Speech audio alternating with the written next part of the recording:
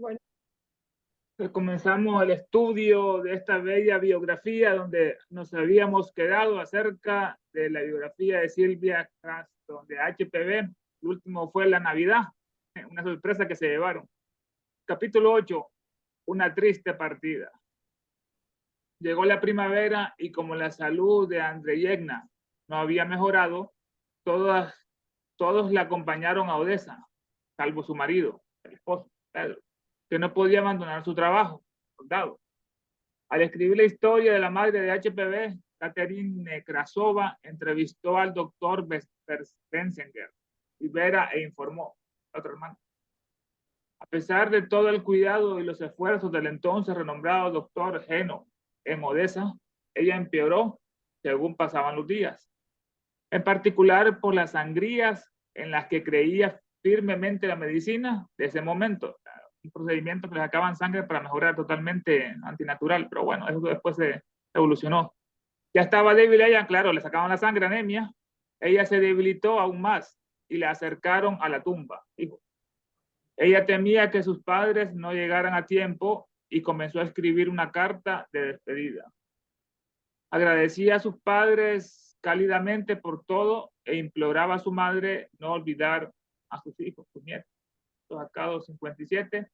Nekrasova, Elena Andreyevna Han, 1814, de la parte 2. La llegada de sus padres y hermanas le inspiró, ¿sí? La llegada de sus padres y hermanas le inspiró nueva vida y por un mes glorioso fue casi ella misma otra vez. La fortalecieron, familiares. Como la recuperación parecía inminente, se hicieron planes para que todos regresaran a Saratov y vivieran allí permanentemente. 58. Teliskovsky, que ya Vila Malenkoy, capítulo 6. La madre y hermanas de Elena Andreyevna, Katy y Nadia, todas fuertes nadadoras, es un buen deporte, natación, viajaron por una temporada para nadar en el bello Mar Negro y Elena Petrovna se hizo una experta nadadora. Eso le dio la fortaleza que tenía tanto física como tal. Sin embargo, muy pronto la salud de Elena Andreyevna, madre, declinó rápidamente y murió en los brazos de su madre el 24 de junio, el día de San Juan, el solsticio, que pasó 3 días. A los 29 años de vida murió. La familia fue sacudida, la familia fue sacudida por el dolor y los niños estaban inconsolables. 59, lo mismo, Cheliskov. Moyo, otro texto, parte 1. Entre el público lector de Rusia, la muerte de Elena Andreyevna fue lamentada universalmente. Belinsky redactó este epitafio. La paz sea en tus cenizas, extraordinaria mujer, víctima de los ricos talentos de tu propia sublime naturaleza. Te agradecemos por tu breve vida. No en vano ella floreció como una flor fragante y exuberante de profundos sentimientos y excelsos pensamientos. Tu alma está en esta flor y no habrá muerte por ella. 60. Chalikovsky y Pratva, ahí está la nota al pie. Bueno, está interesante este epitafio que le hizo, que lo vamos a repetir. La paz sea en tus cenizas, extraordinaria mujer, víctima de los ricos talentos de tu propia sublime naturaleza. Víctima de sus propios talentos, sublime naturaleza. Te agradecemos por tu breve vida. No en vano ella floreció tu vida como una flor fragante y exuberante de profundos sentimientos y excelsos pensamientos. Era todo un poeta. Tu alma está en esta flor y no habrá muerte para él. En los meses previos a su muerte, Elena Andreyevna estaba plena de pensamientos por sus hijos. Nekrasova relata en una carta a Catherine del 18 de noviembre del 41 que ella expresaba preocupación sobre su futuro, porque parecía que ella moriría muy pronto, añadiendo, el tema de su futuro no la dejaba en paz. Ella quería darles una buena educación, entre comillas, fundamental, pero no había medios salvo su pluma, es lo que tenía. Nekrasova destaca su preocupación especial por Elena Petrovna. Las gobernantas, las niñeras para su hija mayor eran inútiles, se desquiciaban, pues no la aguantaban. Según ella, la sobrepasaba. Elena Andreyevna comenzó a pensar en enviarla al instituto Odesky. Mandaban a la gente que los niños que portaban mal. Aunque la educación del instituto era contraria a sus convicciones fundamentales, tal vez les pegaba. Pero de los dos males, este habría sido el menor. Entre la rudeza de la hija o el instituto. El pensamiento de su propia enfermedad la atormentaba, en particular a causa de este tema. 61. Dice Espérame aquí un poquito. Nekrasova, Elena Andreyevna, parte 2. Vera registra que... Ajá, ¿sí? Yo te quería preguntar, o sea que en el instituto Odesky los mataban a los niños que se portaban mal, o yo entendí mal. Sí, son deducciones, pues, o sea, eso es típico de las familias ricas, cuando tenían hijos que portaban mal, lo mandaban a un instituto así que no eran muy internados, pues. Gracias, gracias. Dice, Vera registra, según pasaban los años, su madre se afligía más sobre Elena, aquella dotada desde la niñez con una naturaleza excepcional. 62. Jelinsky, Pratba y Elena, ahí está la nota. Y cuando yacía en su lecho de muerte, pronunció estas proféticas palabras. La madre, a bien, quizás sea mejor que me muera, porque así no veré lo que pasa con mi hija Elena. De una cosa tengo certeza, tu vida no será como la de las otras mujeres y sufrirá mucho. Profecía cumplida. 73, sacado de Mark Kennedy, Memorias Personales de HPV, Wheaton, Illinois, Philosophical Publication House. ¿Qué era lo que temía que su hija sufriera? La pregunta. Quizás estas palabras de su novela, de la madre, el ideal, tengan la respuesta. Toda mujer destacada, en especial una escritora, será perseguida por el mundo, que era mujer. El hombre con un intelecto superior es suficientemente intolerable al mundo, tolerante. Pero la posición de una mujer colocada por la naturaleza por encima de la multitud es realmente desesperada. Iba a sobresalir. El monstruo de 100 cabezas de la opinión pública, o sea, un monstruo de 100 cabezas de la opinión pública, la declarará inmoral, arrojará suciedad sobre sus sentimientos más nobles. Sus dotes intelectuales, sus talentos serán vanos ante la multitud. Ella será como un criminal rechazado por la sociedad. Eso es lo que escribió la madre en la obra, muy cierto, en 74. Brodsky, Elena Andreyevna Hahn. Dale, Emil, se continúa. Elena Andreyevna misma había experimentado esta clase de malevolencia por parte de mentes de provincia. 65. No lo tengo yo para buscar. Bueno, en otras, a ver, ténganme un poquito de paciencia. Sí lo tengo, pero no lo tenía preparado. 65 dice, J.D. Book, H.P.B. Blavatsky, vista a través de su trabajo. El Lucifer, el 15 de junio de 1891, en la página 305.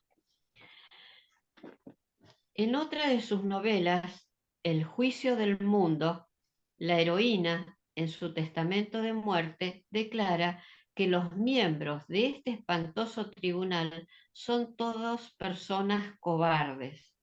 Desde la vergonzosa roca donde han apoyado mi cabeza, imploro aún con las palabras finales en mis labios. No temáis. Es la esclava de los fuertes y solo arruina al débil. 66. J. Ratson Skinner, clave of ministro hebreo y egipcio en el origen de las medidas, doctrina secreta, serie de las referencias, San Diego, Bismarck, Borglick, 1982, HPB Blavatsky, Collection Rating, en el número 13402. Emilce, ¿estás leyendo otras notas de otro capítulo? Ah, perdón. Ah, no te preocupes. Ah, claro, yo busqué así rápido el 66. Bueno, el 66, Elena Dreyevna Ham, 1814-1842, parte 9. Estas son palabras sobre las cuales Elena Petrovna debe haber llorado, así como sobre todas las otras historias de su madre aparecidas en una edición de 4 volúmenes, un año después de la muerte de Elena Andreyevna, un legado viviente para sus hijos. Capítulo 9. Los días en Saratov. Poco después de morir Elena Andreyevna, sus hijos se mudaron permanentemente a Saratov. El terrible viaje por las vastas estepas de Rusia ayudó a aliviar su dolor. Se atravesaron desiertos y los caballos de los 2 grandes coches de los Fadeyev se cambiaron por camellos para delicia de los niños. Pasaron un día y una noche en los cuarteles de verano de los budistas calmucos de Astrakán. El príncipe Tumem extendió una bienvenida real a sus viejos amigos y proveyó una fascinante visión de la vida nómada del desierto. La princesa Elena, bien versada en las costumbres budistas calmucas, explicó todo a sus nietos. Ella les contó sobre la rueda de oración, entre comillas, si los budistas están demasiado cansados o demasiado ocupados para orar, ellos simplemente giran la manija tan rápido como pueden, desarrollando oraciones y arrollándolas de nuevo. Tontos, exclamó Vera. Elena retrucó. Bien, también hay tontos entre nuestra gente. ¿No es la misma cosa dar vuelta a la manija que murmurar las oraciones sin ningún pensamiento? Cuando ella les recordó cómo gritaba a las mucamas el ama de llave de los Fadeyev mientras rezaba ante los íconos, todos rieron. En la nueva fase de su vida en Saratov, los niños tuvieron 3 nuevas maestras, además de Antonia. Una era una gobernanta francesa, Henriette Pegner, una belleza distinguida en los días de la Revolución Francesa. Sinnet escribe: su relato favorito para los niños consistía en la descripción de aquellos días de gloria y excitación cuando ella fue elegida por los gorros frigios rojos, los Citoyen Rouge de París, para representar en festividades públicas la diosa de la libertad. Día tras día había sido conducida triunfalmente por las calles de la gran villa en gloriosa procesión. La misma narradora era entonces una horripilante anciana, encorvada por los años, y se veía más como la tradicional fille carovés que cualquier otra cosa. ¿Cómo? Bueno. Pero su elocuencia era conmovedora y las niñas jóvenes que formaban su audiencia voluntaria se excitaban muchísimo por la brillantez de sus descripciones. Elena Petrovna declaró allí y en ese momento que sería una diosa de la libertad toda su vida. Miren ustedes, declaró allí y en ese momento que sería una diosa de la libertad toda su vida. La llamada 67. No sé si la podés poner, Ernesto, porque yo no sé dónde busqué. Cine, incidentes en la vida de Madame Blavatsky, página 39. Eso estuvo bastante interesante, cómo se disfrazaba y ya declaró ahí algo profético que sería una diosa de la libertad de toda la vida. Sí, maravilloso. Y la madre, cómo la describió en eso que le dejó, también estaba el impulso o a ver, no sé la palabra que usar, el impulso la fuerza que le daba a ella para seguir este trabajo, creo yo. Al verano siguiente, Elena descubrió su propio ámbito de libertad, entre comillas. La familia había alquilado una gran mansión en el campo llena de galerías subterráneas, pasajes abandonados, torretas y misteriosos escondrijos y rincones. Vera escribe: se nos permitía explorarlo bajo la protección de media docena de sirvientes varones, antorchas y linternas. Elena no se satisfizo con una sola visita ni con una segunda. Ella había elegido la pavorosa región como ámbito de libertad y refugio seguro para evitar sus lesiones. Pasó largo tiempo antes de que su secreto fuera descubierto. Y ahí empezás vos, así ya lees la otra hoja.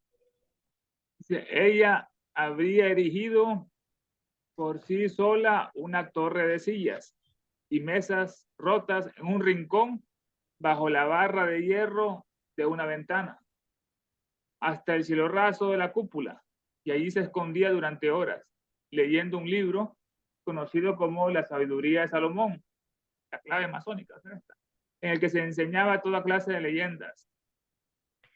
Todos los demonios, que supuestamente había encontrado un anillo que los dominaba, no sé cuántos demonios en la tierra, en la clavícula de Salomón, ¿sabes?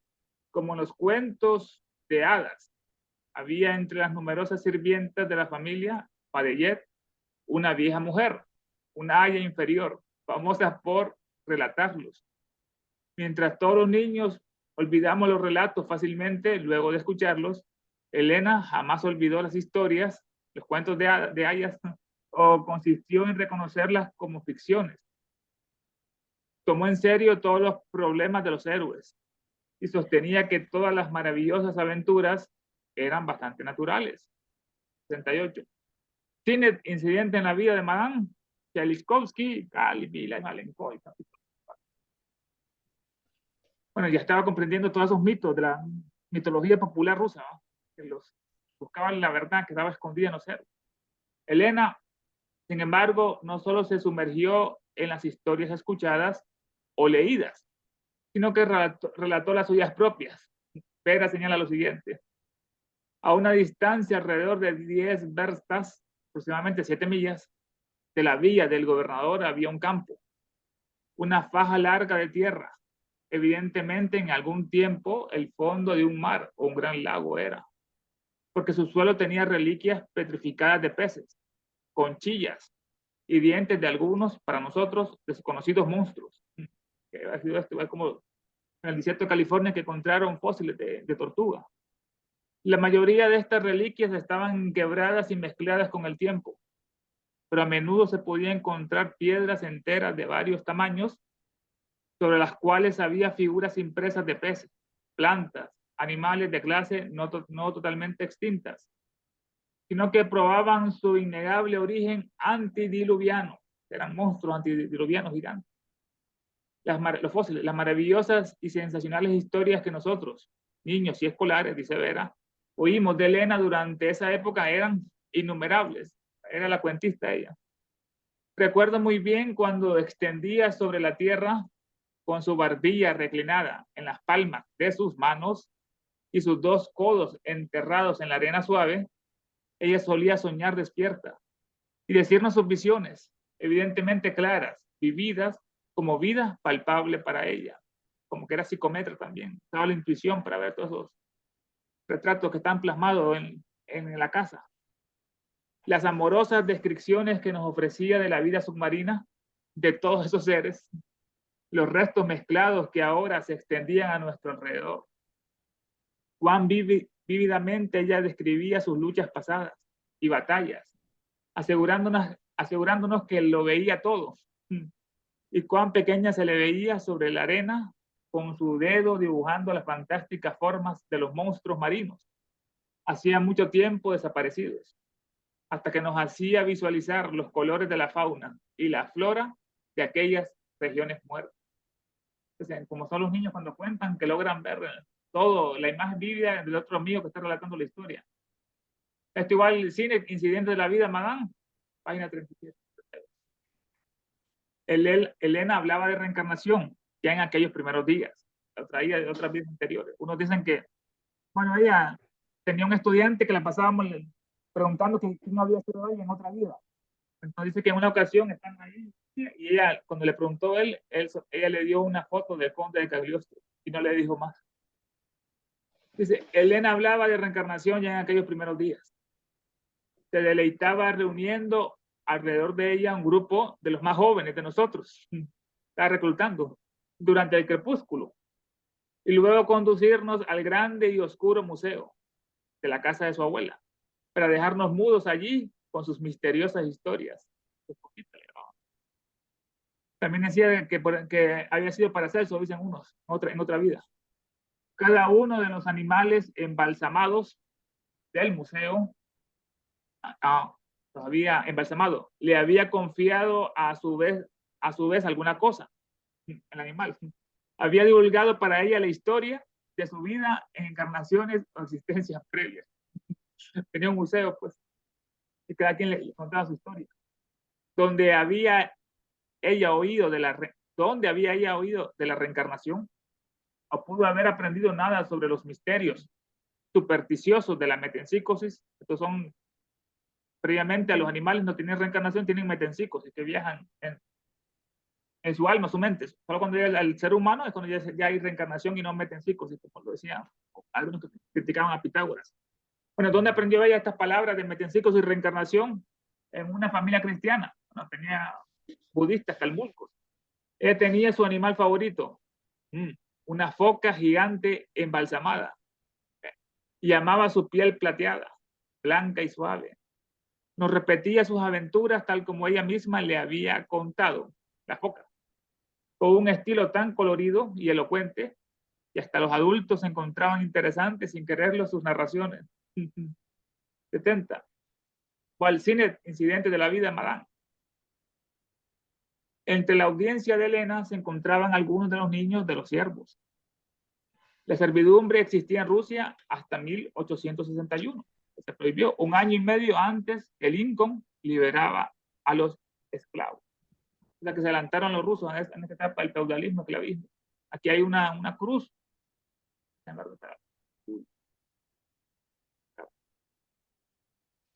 Ajá. Bueno, Lincoln liberaba a los esclavos. Está por acá.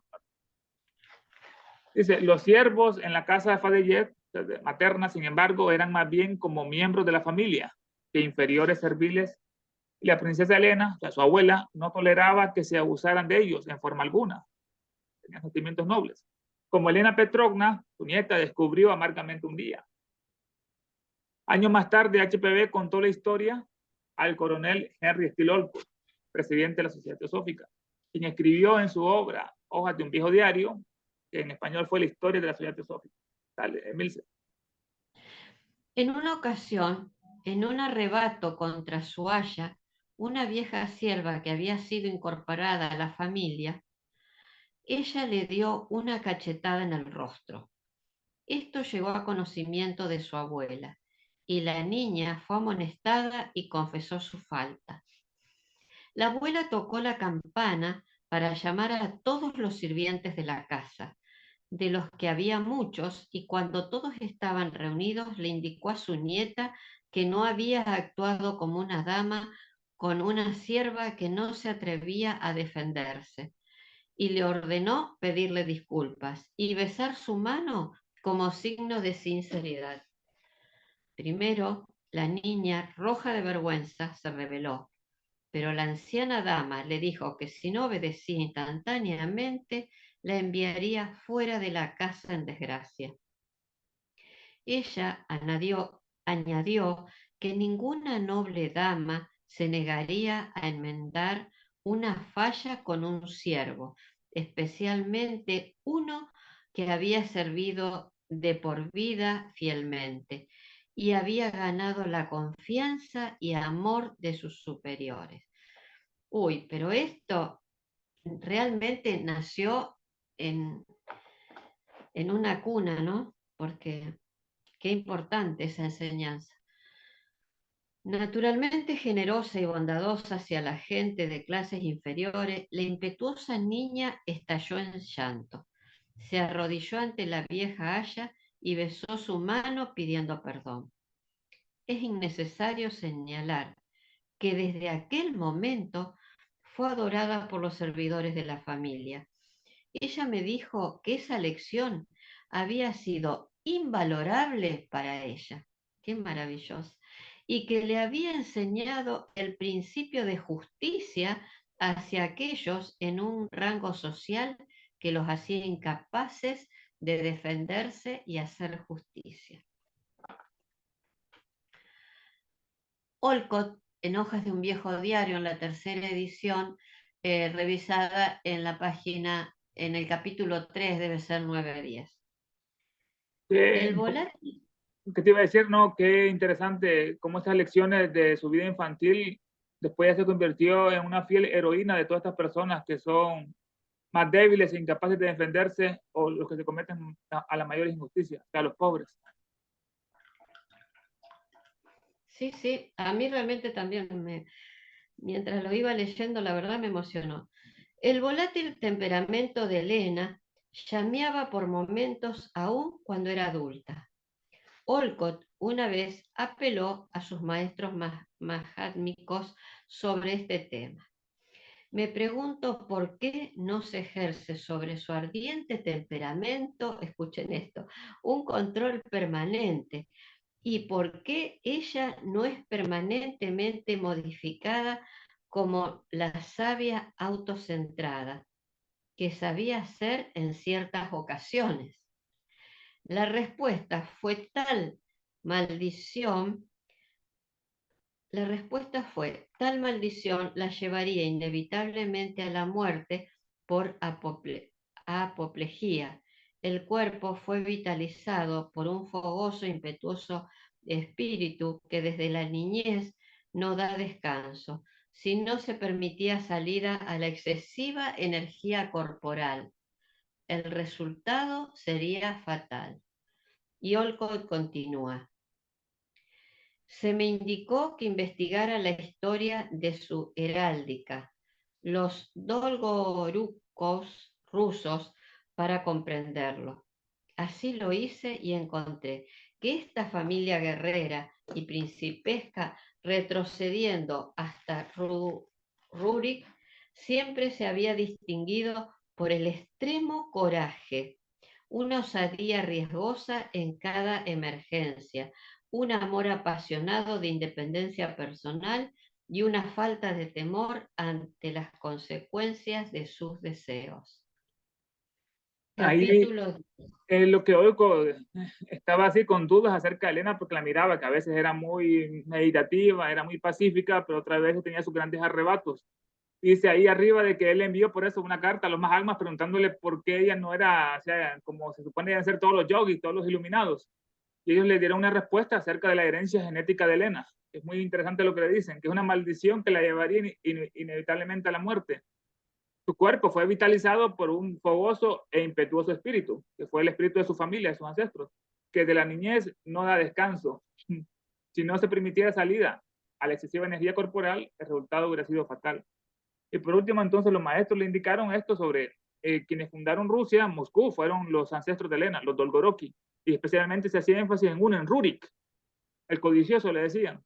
Y todos tenían esta característica de extremo coraje, una osadía riesgosa, un amor apasionado de independencia personal y una falta de temor ante las consecuencias de sus deseos. O sea, todo lo que tenía Elena en sí, en su espíritu.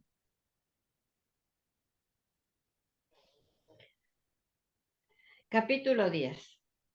Extraños sucesos.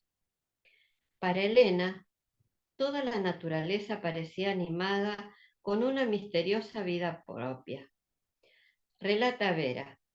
Ella oía la voz de cada objeto y forma, ya fuera orgánica o inorgánica, y afirmaba la conciencia y existencia no sólo de algunos enigmáticos poderes visibles y audibles, solamente para ella misma en aquello que para todos los demás era espacio vacío, sino hasta de cosas inanimadas como piedras, mohos y trozos de maderas y fosforescentes. 72. Sinet en Incidentes en la vida de Madame Blavatsky, en la página 35. Debido a estas experiencias, Elena fue llevada ante un centenario de nombres, Baranig Burak, que vivía cerca de Saratov. Él era reverenciado por la gente de esa zona como una persona santa, un curador y un mago. Su casa se encontraba en una cabaña de un bosque cercano. Él era muy versado en las propiedades ocultas de las plantas y flores, señala Vera, y se decía que podía leer el futuro. Buirak sufrió una irresistible atracción hacia Elena. Punto. Espérame un poquito y seguís vos, pero quería decir algo. Tal vez si alguien quiere hacer alguna pregunta o quiere leer, acá todos lo podemos hacer. Nos turnamos. Yo me ofrezco porque si alguien no quiere leer, lo hacemos entre los dos. Pero me parece que si alguien quiere leer o quiere cortarnos para preguntar algo, lo puede hacer, creo yo, ¿no es cierto, Ernesto?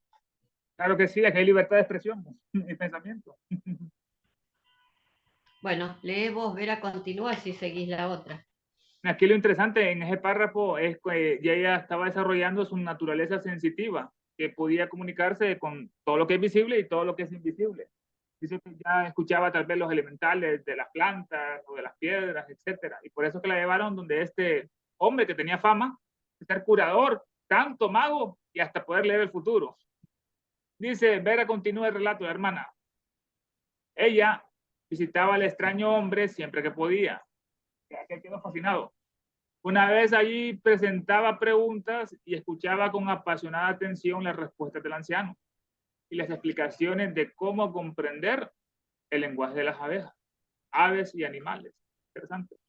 Es lo que ese don lo tenía ciertas personas como Apolonio de Tiana.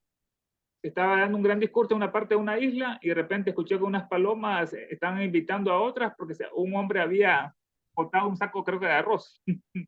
Entonces a Apolonio le preguntaban acerca de que si era bueno invitar a los amigos a comer. Y él les dijo inmediatamente ese relato que había escuchado a las palomas, que hasta las palomas invitan a sus otros amigos pues, o conocidos. Y después se comprobó que era cierto porque después la anciana, que caminó no sé cuántos kilómetros, contó esa historia, de que él comprendía el lenguaje de los animales. Esos son dones o sí que adquieren ciertos hombres santos. Constantemente él acostumbraba a decirnos sobre ella, el hombre, esta pequeña dama, es bastante diferente de todos ustedes.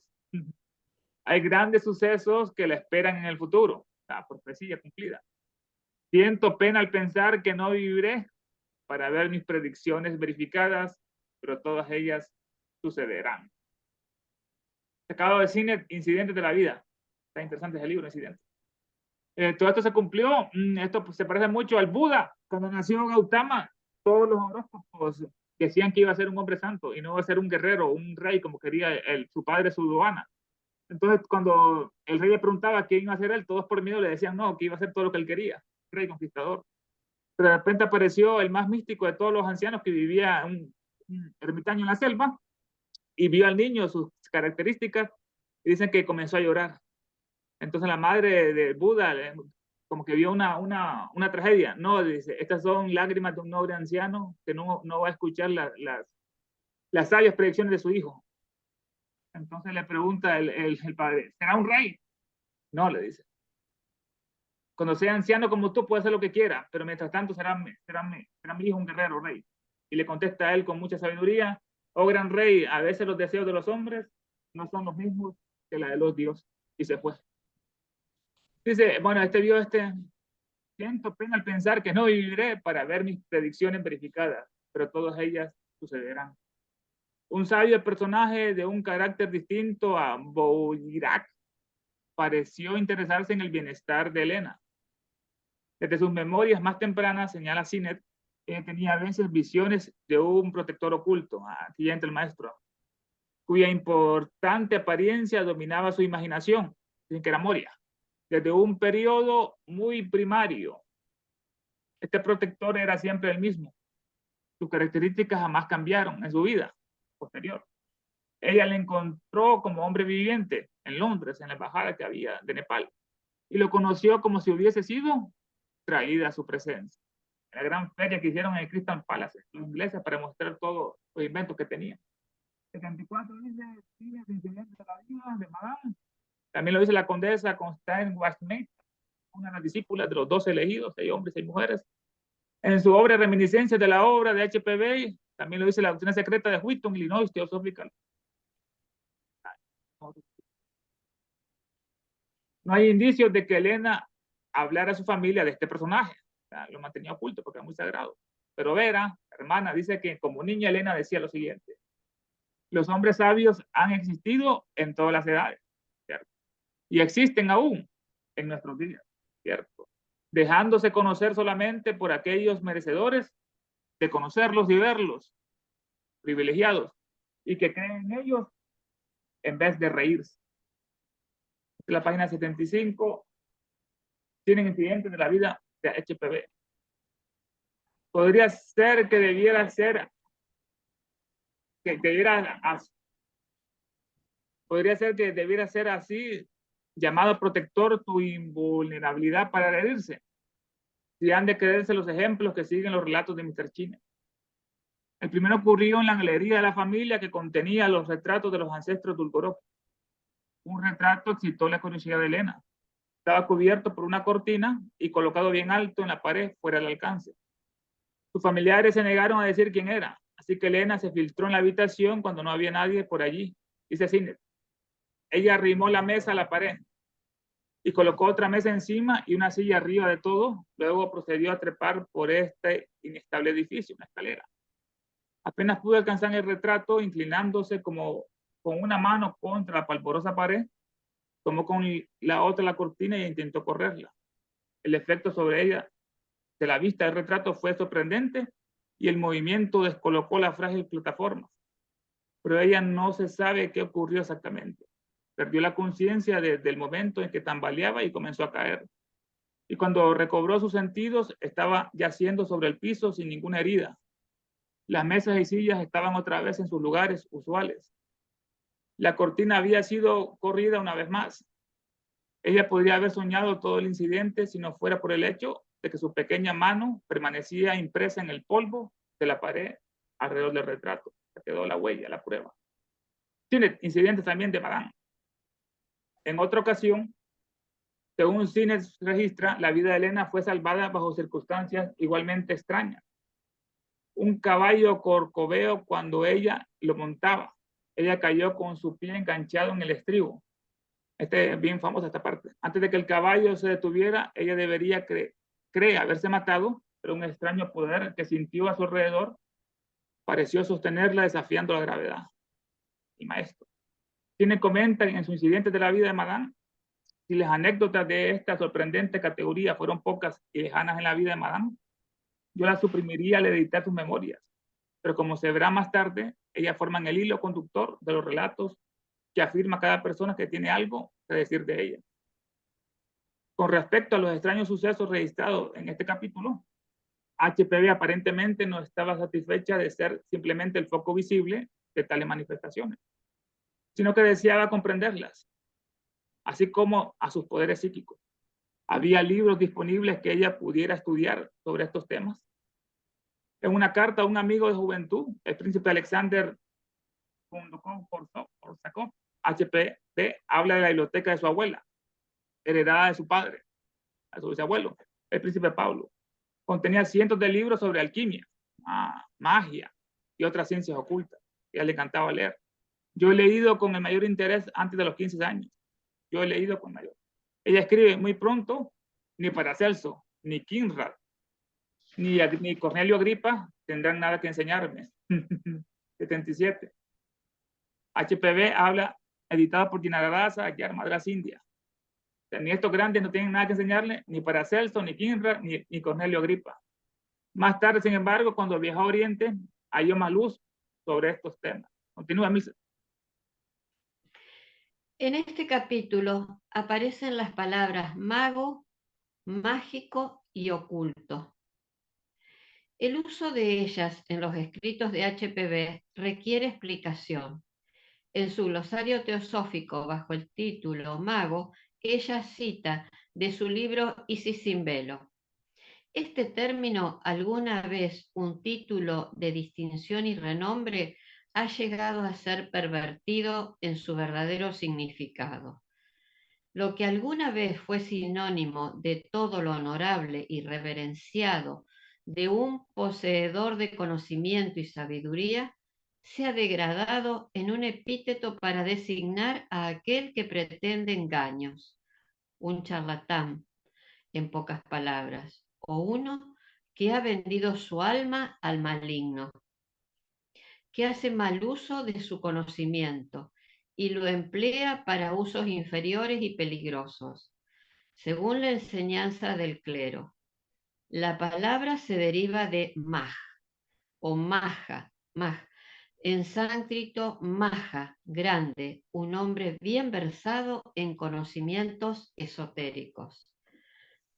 HPV añade que en latín la palabra usada en magi, la que todos reconocemos de la historia del nacimiento de Cristo y los 3 hombres sabios o magos que vieron la estrella de Betlehem,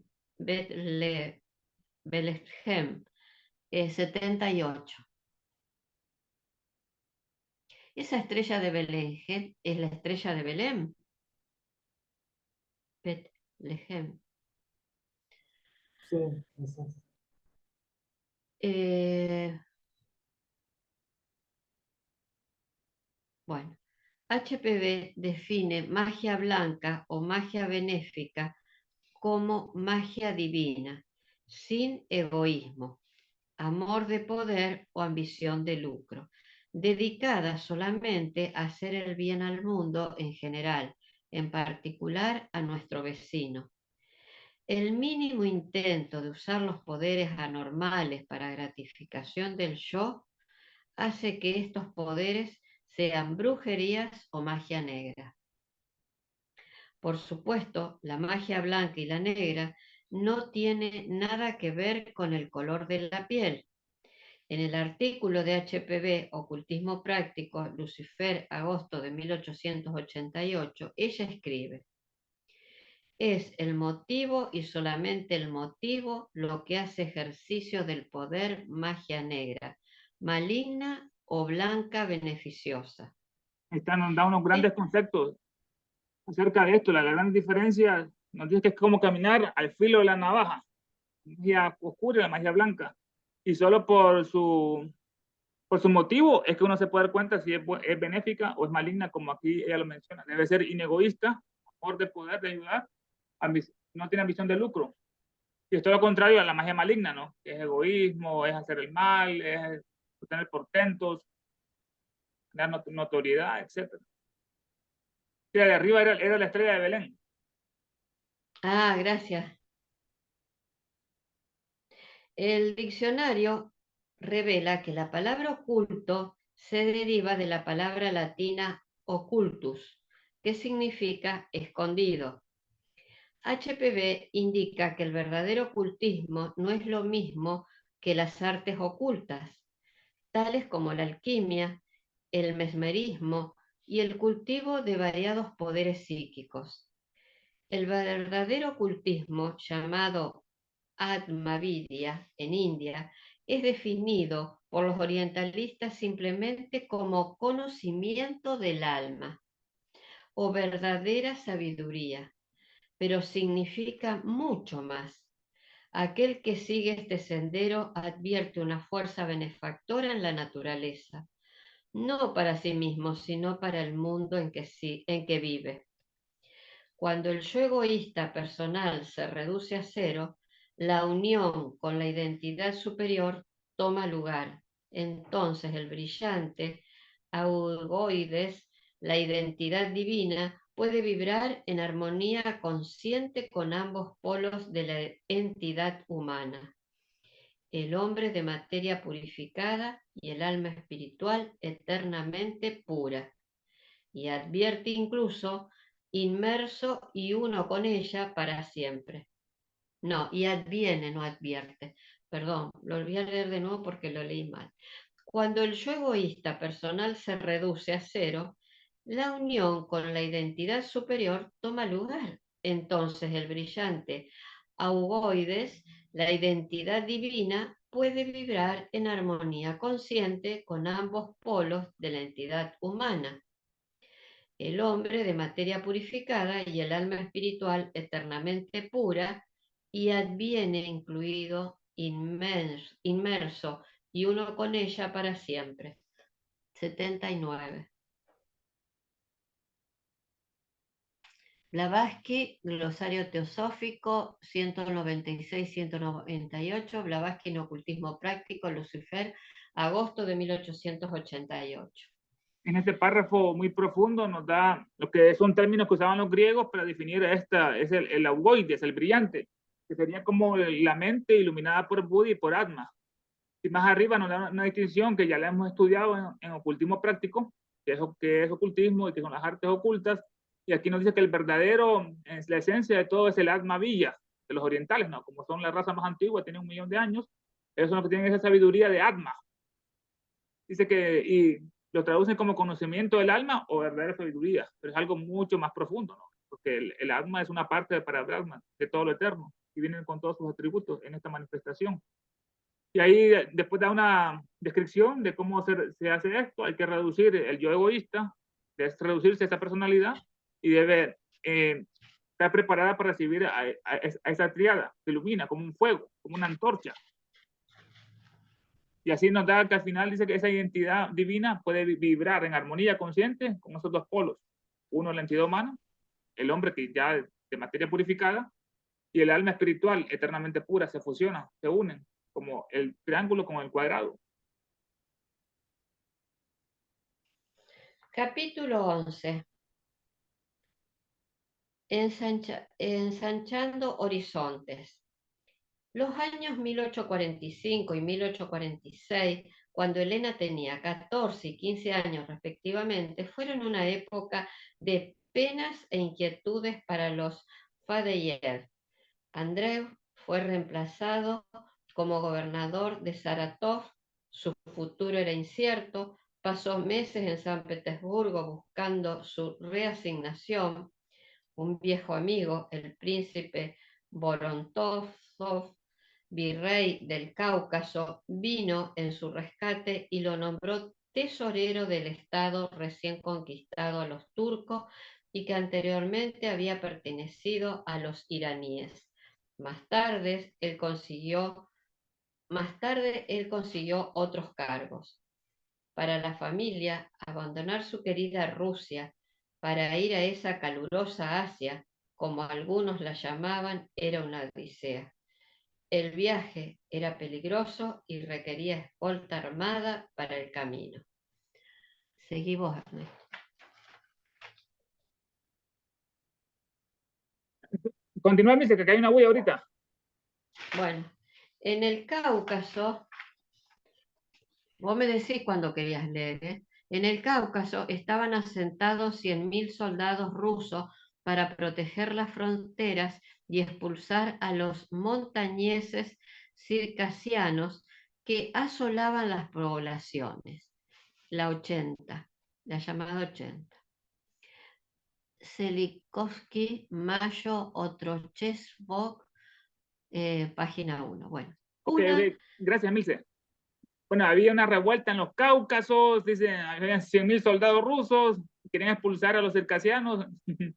2 décadas después, el tío de Elena, Rostilov, escribió 60 años de guerras caucásicas, una fuente clásica de información sobre las guerras y los numerosos grupos étnicos y religiosos que vivían en esta exótica tierra semitropical, con su vegetación exuberante y magníficos picos nevados. Unos pocos años después, estas maravillas y reliquias fascinantes de las antiguas culturas islámicas e iraní persas atrajeron notables tales como Pushkin, un escritor famoso ruso, Tolstoy, León Tolstoy, Ana Karenina, Chekhov y Tchaikovsky, gran músico, escritor 81. Luis, guía completa de la Unión Soviética, 520 páginas. Los abuelos de la joven Nadia dejaron Saratov primero para hacer los preparativos del resto que los seguiría. Multitudes de inmigrantes alemanes que recordaban a Andrei por su integridad y su buen trato de hace 10 años atrás, se reunieron para agradecerle cada vez que el barco anclaba por leña y provisiones que aún se acercaban a Astrakán, en la boca del Volga, el río. Luego de semanas de viaje por mar y tierra, la partida alcanzó su destino, la capital de Georgia, Tiflis, ahora llamada Tbilisi. Aquellos que quedaban en el hogar estaban ansiosos de recibir noticias de la segunda llegada. Tomó meses recibir una carta. Casi un año pasó antes de que los niños Bonham, su tía Caterine, Jules y Witt, su marido y sus 2 hijos se reunieron con los demás. Mientras tanto, tuvieron algunas experiencias nuevas por tu propia cuenta. El verano y el invierno pasaron del otro lado del Volga, donde Julie, el tío de los niños, conducía una gran estatal. Vera escribió, la hermana. Aquellas vastas estepas transvolganianas, tan verdes, infinitas, calmas, pacíficas y benditas para nosotros, niños acostumbrados a un país real. No había invitados ni reuniones o amigos ruidosos. No había fuegos artificiales, acróbatas o música para entretenerse en los últimos años en Saratov. La vida simple del campo, con su trabajo en la gran granja y en los campos, de la cual jamás tuvimos la menor idea, se acercó estrechamente a nosotros. Elena, conducida por sus fantasías, me dio la idea de que éramos ahora simplemente jóvenes comunes.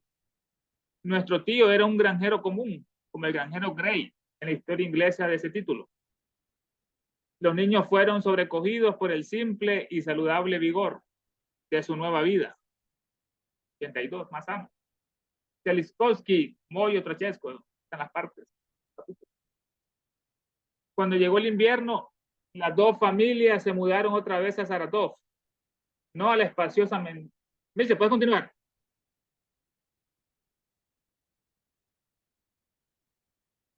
No a la espaciosa mansión del gobernador, sino a una pequeña casa con habitaciones como roperos. Elena protestó, esto es pobreza real. Con tristeza, los jóvenes pasaron por su viejo hogar, ahora ocupado por el nuevo gobernador. Teliskov Moyo. En mayo de 1847 llegó por fin el momento de ir a Tiflis. Sus memorias, Vera registra en formas fascinadoras la jornada llena de sucesos y de los primeros años pasados en el Cáucaso. 84. Walcherstovsky. La primera casa en que vivió la familia era nueva, un lugar magnífico en las afueras de la ciudad, pertenecientes a un mercante armenio. Luego de un año se mudaron a una mansión que había pertenecido anteriormente al príncipe de Chakabagasa. Así los Fadeyet y los Witt vivieron durante 15 años, regresando a Odessa, luego de la muerte de los abuelos. Tiflis era un infierno en el verano, y aquellos que podían se iban a las montañas. De esta manera, en los próximos años, los niños Bonham y sus mayores visitaron muchos retiros de la montaña y lugares termales que destacan al Cáucaso. 85. Y Teliskowski también. Sí. Vera nos cuenta de un viaje de Elena, Nadia, Caterine y su marido escaparon por poco la muerte. A principios del verano, las masas de nieve de los picos de las montañas gigantescas del Cáucaso comenzaron a derretirse, a veces a colapsar, construyendo caminos y enterrando viajeros no advertidos. En aquellos años, cientos de personas murieron en accidentes de las montañas. En esta ocasión la familia vio una avalancha deslizarse desde el pico Mayorcha, de donde estaban, se salvaron por casualidad. Afortunadamente, el tío Juli había sentido pena por los caballos extenuados que tiraban del coche, subiendo la falda de Cashiur, y les dio un descanso a los caballos. Así la partida evitó ser sepultada en un precipicio de la montaña. 6. Jeliskowski Moyo. Vamos al capítulo 12. Aquí. ¿Está ahí, Emilce?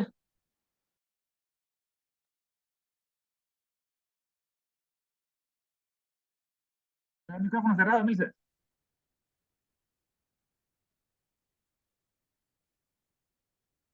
Que ya son las 7. ¿Seguimos con el capítulo 12 o no? No, ahí lo dejamos. Por eso yo, para no cansar tampoco a las personas. Hoy es 14. Yo me anoto la fecha para saber dónde dejamos, como lo hacemos una vez a la semana. Bueno, esperen, no se vayan porque nosotros hacemos el cierre no sé si alguien quiere hacer la oración de cierre para así que todos participemos en el grupo. Yo les ofrezco y si no, lo hago yo, como ustedes digan. No sé si Lucila que bienvenidas o Isabel la quiere hacer. Yo los invito. Yo no tengo la oración, Emilce. El vida oculta. Ah, muy bien. Si quieres la hago. Bueno. Vale. Nos recogemos en nuestro centro y repetimos mentalmente las siguientes palabras, sintiéndolas en su profundidad. Oh vida oculta que vibras en cada átomo. Oh luz oculta que brillas en cada criatura. Oh amor oculto que todo lo abarca en la unidad. Que cada ser que se sienta uno contigo, sepa que por lo tanto es también uno con todos los demás. Paz, paz, paz a todos los seres.